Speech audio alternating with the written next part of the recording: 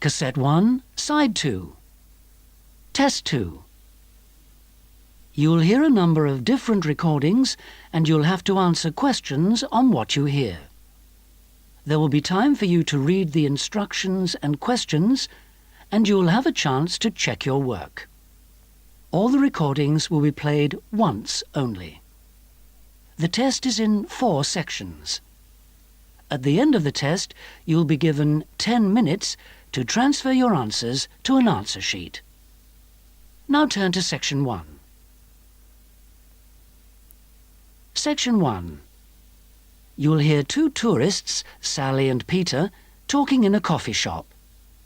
First, you have some time to look at questions 1 to 5.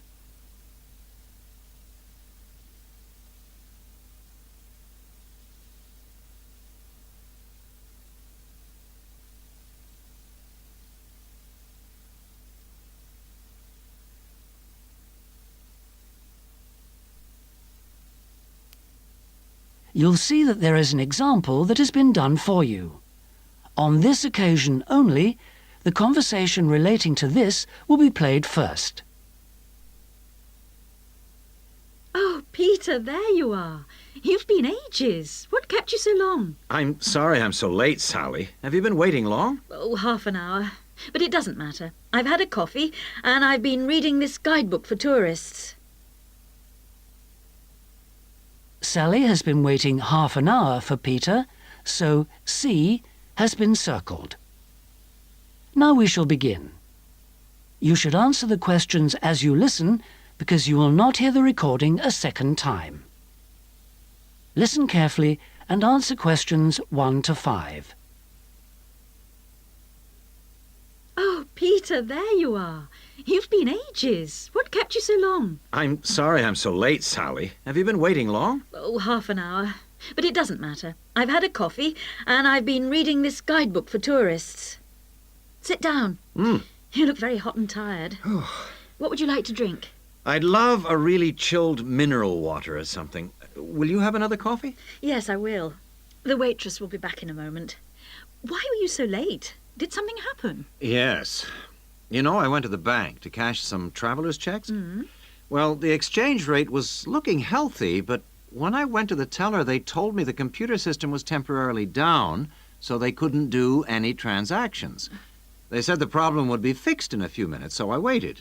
And then I started talking to another guy in the bank, and I forgot the time. Really? Someone you met in the bank? Does he work there? No, he was a tourist from New York. His name's Henry, and he's been here for a week, but he's moving on to Germany tomorrow. He's an architect, and he's spending 4 weeks traveling around Europe. Just like us? Yeah, just like us. He told me the names of some places where we should eat. Great food and not too expensive, he said. Oh, and he also gave me this map of the bus system. He said he didn't need it anymore. Oh, that's useful. Pity he's moving on tomorrow. Ah, here's the waitress. Let's order. Do you want anything to eat, or shall we just have a drink? Well, I'm hungry, and we've got a lot of sightseeing to do, so let's just have a snack and a drink. Sounds good to me. Before you hear the rest of the conversation, you have some time to look at questions 6 to 10.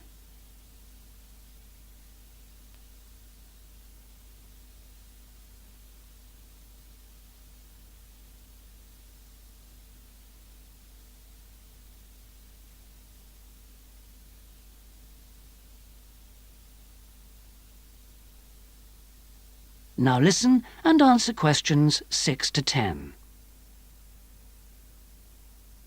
Well, let's decide what we'll see today. I guess the best place to start is the cathedral, and then the castle. What are the opening times for those two? Well, according to this guidebook, the cathedral is only open from 9:30 in the morning until midday. Oh, no, hang on. That's the Cathedral Museum. The cathedral itself is open morning and afternoon. The castle is just open from 1 to 5, so we can't go there until after lunch. I really want to spend some time in the art gallery, because they've got this wonderful painting by Rembrandt that I've always wanted to see. What else should we see? Well, the guidebook says the botanical gardens are worth spending some time in, and they're open all day from 8 to 6, so we can go there any time. Mm-hmm. I'd like to go to the markets near the river too, but, oh, no, wait, that's only in the mornings too. As well as today and tomorrow, we can see some other places on Monday, you know. But I don't think the markets will be open then. They only open on Thursdays, so we've missed them for this week. Maybe we should go to the cathedral today because it's Sunday tomorrow, and even though it's open every day, it might be more difficult to get in tomorrow because of the church services. That's true. But the art gallery isn't open on Sundays at all, so we'll have to go there today. The castle's open every day except Mondays, so we're okay there. And the gardens, of course, only close at night. Are all these places free, or do we have to pay to go in? What does the guidebook say? I think there's a charge for all of them, except the botanical gardens. Oh, and the markets. Of course you don't pay to go in. Okay. Well, it looks like our plan is this. We'll go to see the painting you like first, the Rembrandt, then have lunch and go on to the castle after that, and then the cathedral. Okay. It says here that the roof of the cathedral is really beautiful. Is that right? What I really want to do at the cathedral is climb the tower. The view is supposed to be spectacular. Okay, well, that'll be more than enough for today. Then tomorrow, let's go to the botanical gardens and have a picnic. I want to sit by the river and watch the swans. This city's famous for them. That is the end of section 1. You now have half a minute to check your answers.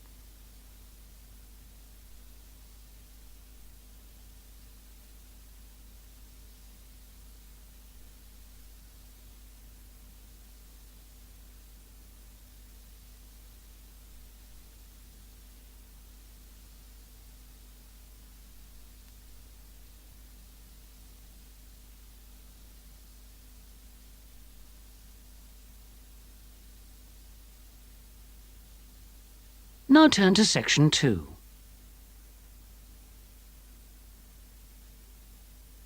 Section 2. You'll hear part of a talk given by an international student counsellor speaking to a group of overseas students during their orientation week. First, you have some time to look at questions 11 to 14.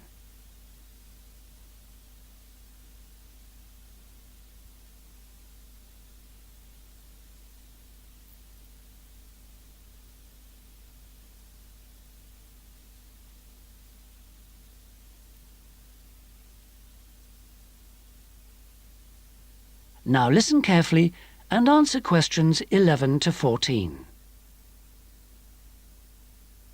So the counseling services we offer deal with any problems arising from your studies or in your life outside the university.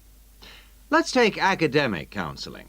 If you're confused about subjects or how to combine them in your degree, then we can advise you and discuss the career you are aiming for so that you can see it all in context.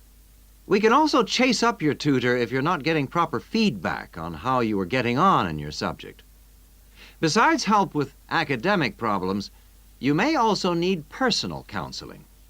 If you think you're already under stress, well, just wait till classes begin next week. You'll have to start adjusting to teaching and learning methods that may be unfamiliar to you, as well as the mounting pressure as the deadline for that first assignment creeps up on you. And, of course, you have to cope with all this without your usual social network. You know, the social contacts, family and friends you could normally rely on for help. All of this causes anxiety. Studying overseas can trigger a personal crisis. You may have left a lot of what you might call unfinished business back in your own country. Or you may have interrupted personal relationships or even sometimes have broken them off to come overseas. And so the student often feels lonely, unhappy, unmotivated, and unable to concentrate on studying. Or there may be other things bothering you. Our resident chaplain can offer you spiritual guidance if that's what you want. Or we can put you in touch with community groups that can provide you with social contacts and friendship. Before you hear the rest of the talk, you have some time to look at questions 15 to 20.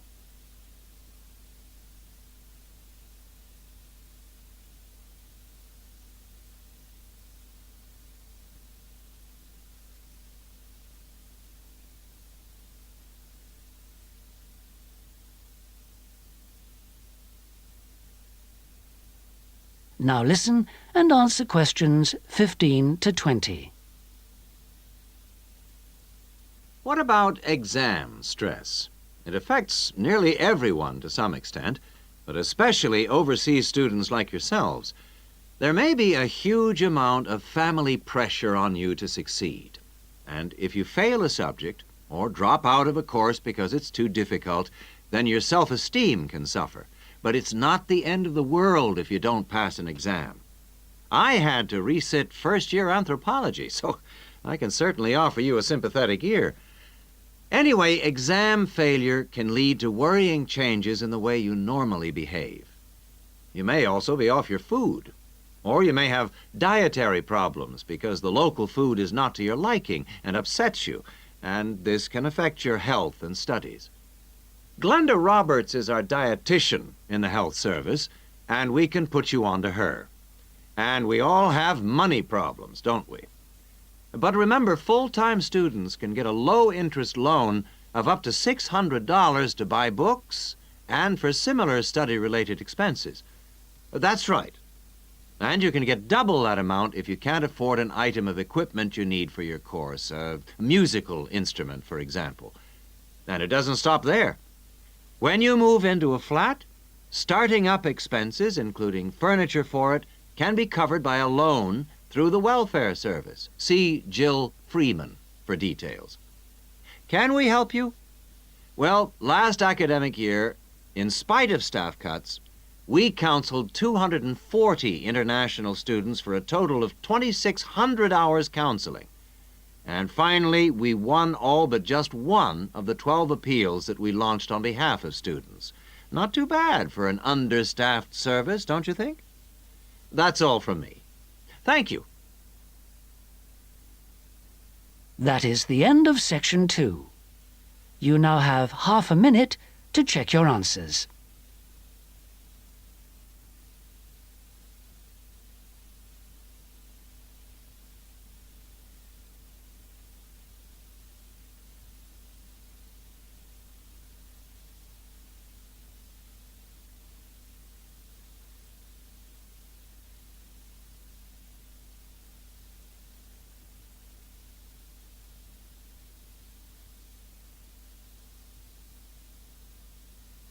Now turn to section 3.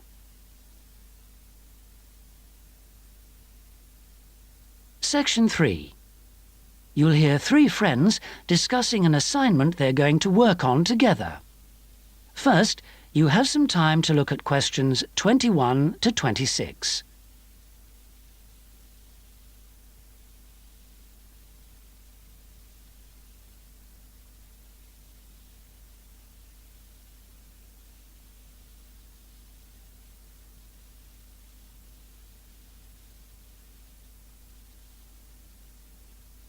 Now listen carefully and answer questions 21 to 26. Oh, there you are. Good. Sorry I'm a bit late. There was a long queue. So, have you worked out how to deal with this assignment then? Not yet. We've only been here a couple of minutes ourselves. Can you just remind me what the task is exactly? Well, there are three parts to it. First, we've got to write an essay about ways of collecting data. Then... What's the title of the essay exactly? I've got it here. Assess the 2 main methods of collecting data in social science research. And how much do we need to write? 1,500 words. That's for the essay.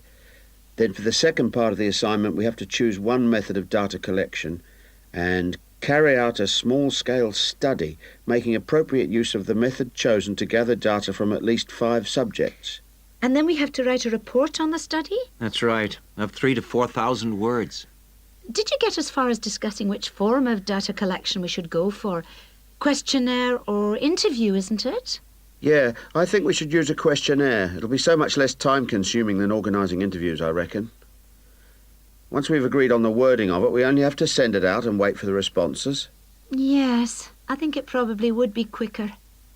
But what did that article he gave us last week say about the quality of data from questionnaires? I'm pretty sure it recommended questionnaires as a source of highly reliable data. As long as you design the questionnaire properly in the first place, the data will be fine. No, I'm sure it talked about drawbacks as well, didn't it? Something about the response rate and the problems you get if it's too low? Yeah, but we only need data from 5 subjects anyway. Oh, I suppose so. Another drawback I remember it mentioned was that questionnaire data tends not to reveal anything unexpected because it is limited to the questions fixed in advance by the researcher. Come on, Rosa, this is only a practice. It's not meant to be real research, is it? Well, not sure about that. Before you hear the rest of the conversation, you have some time to look at questions 27 to 30.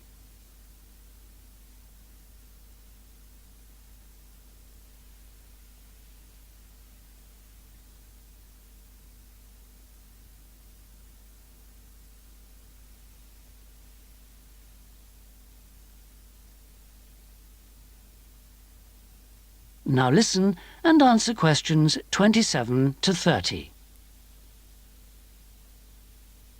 Maybe I'd better go through the article again, just to be sure. Can you remember what it was called? Sample Surveys in Social Science Research, I think. By Mehta. Mehta? Yeah. And he also recommended a more recent book called Survey Research by Bell, I think. It's in that series published by London University. And if we try to use interviews instead, I saw a book in the departmental library that'll be helpful. It's called Interviews That Work by Wilson, published in Oxford in 1988. Right. Oh, I've got a tutorial now. Can we meet up again later this week? What about Friday morning? Suits me. 11 o'clock? Fine. Before Friday, I think we should all look through the reading list.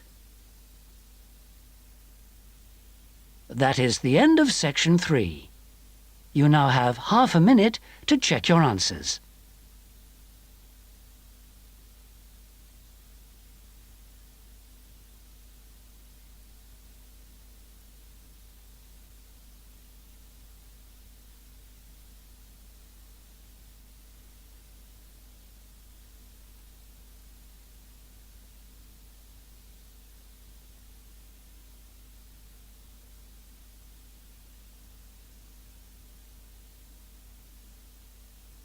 Now turn to section 4.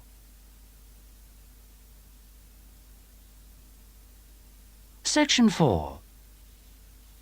You'll hear the beginning of one lecture in a series of lectures about crime. First, you have some time to look at questions 31 to 40.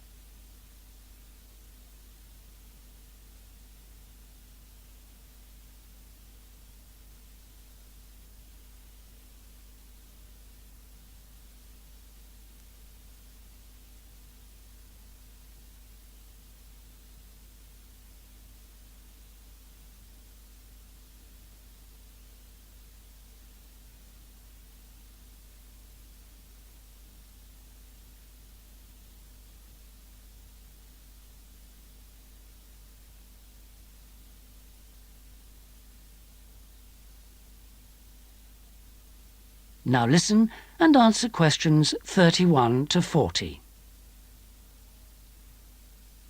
So far in these lectures, we've been looking at crimes like robbery and murder, both from a historical viewpoint and also in contemporary society. And we've seen that the preoccupation in Western society with crime and with lawlessness is part of a long and continuous tradition, rather than something which is new and unique to modern society. But over the past 70 years or so, there has been a massive increase in one type of crime, which is what's known as corporate crime. Corporate crime is crime which, as the name suggests, is connected with companies, with business organizations. It includes illegal acts of either individuals or a group within the company. But what is important is that these acts are normally in accordance with the goals of the company.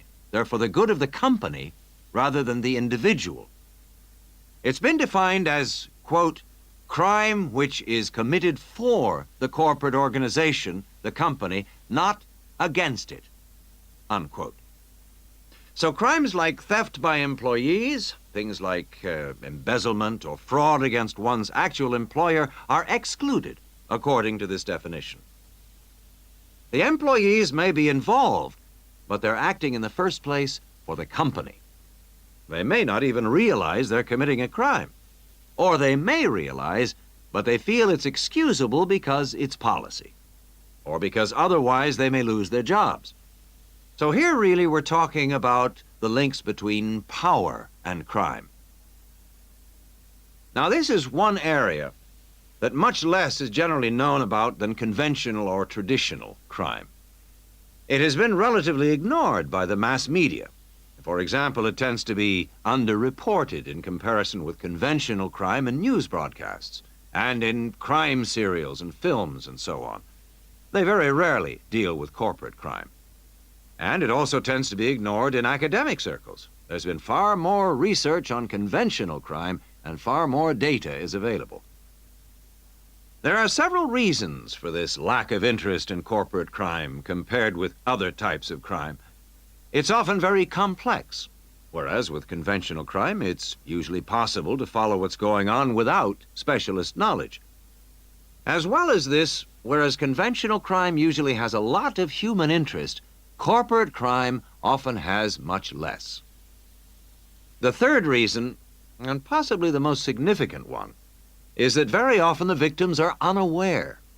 They think their misfortune is an accident, or that it's the fault of no one in particular. They're unaware that they've been victims of a crime.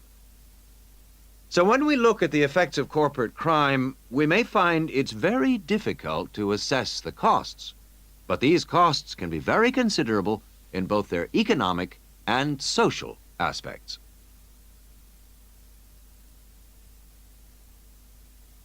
Let's look at the economic costs first. For example, if a company is producing fruit juice and it dilutes its product so that it's just a little below the concentration it should be, many millions of people may be paying a small amount extra for their carton of orange juice. Now, small amounts like this may seem insignificant for individual customers, too small to worry about. But for the company, this deception might result in massive illegal profit. However, all studies of corporate crime agree that the individuals are in fact deprived of far more money by such crime than they are by conventional crime like robbery and theft. In addition to this, we have to consider the social costs of corporate crime, and these are again very difficult to assess, but they are considerable. They're important because they can undermine the faith of the public in the business world, and also, more importantly, because the main group of people they affect are in fact not the richer sections of society, but the poorer. So here, companies are robbing the poor to benefit the rich. There are two more points to do with corporate crime that I'd like to illustrate with reference to a specific event which occurred several years ago. This was an explosion of a large oil tanker, which caused the loss of more than 50 lives of the crew. It was an explosion which never should have happened, and a subsequent inquiry laid the blame not on anyone who had actually been on the tanker at the time, but on the owners of the tanker. They had deliberately decided not to carry out necessary repair work on the tanker as it was due to be sold, and it was this lack of repair work which was directly responsible for the explosion. Now, this illustrates 2 points to do with corporate crime. First of all, that it does not have to be intentional. The owners of the tanker certainly did not intend it to explode, but very serious consequences can result from people or organizations not considering the possible results of their actions seriously enough. The main crime here was indifference to the human results, rather than actual intention to harm anyone, but that didn't make the results any less tragic. And this leads me to my second point, that corporate crime can have very severe consequences. It's not just a matter of companies making bigger profits than they should do, but of events which may affect the lives of innocent people. And yet very often, companies, because they say they didn't intend to harm anyone, can avoid taking responsibility for the results of their actions. And that has been a very dangerous loophole in the law. Now, a further example of corporate crime was that... That is the end of section 4. You now have half a minute to check your answers.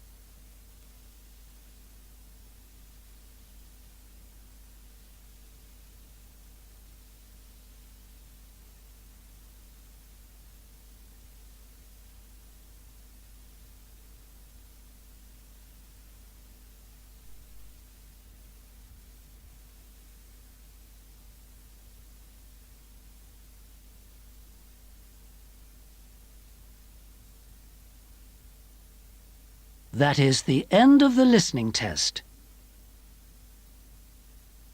In the Ielts test, you would now have 10 minutes to transfer your answers to the listening answer sheet. That is the end of side 2.